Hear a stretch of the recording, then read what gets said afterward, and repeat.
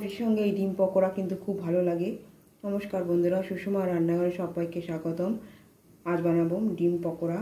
এরকম কি সুন্দর, হঠাৎ করে কোনো বাড়িতে গেস্ট আসলে এরকম চটজলদি এটা করে দিতে পারেন। তার তৈরি করে নিই ডিম পকোড়া। বেসন দিলাম, চালের গুঁড়ি, ধনে, নুন, লঙ্কার গুঁড়ো, গরম মশলা, হলুদ, লঙ্কা, পেঁয়াজ কুচি,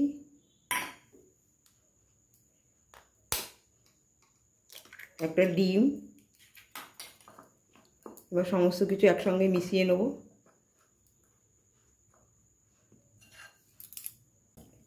অল্প করে জল দেবো।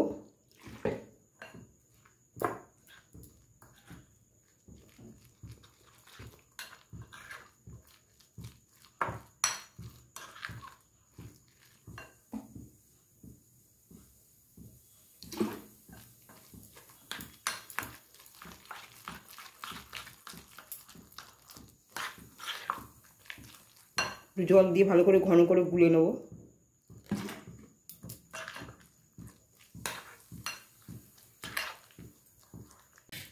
ডিমগুলো এরকম ছোট ছোট করে কেটে নিয়েছি। এবার এই ব্যাটারের মধ্যে চুবাবো, চুবিয়ে ভেজে নেব।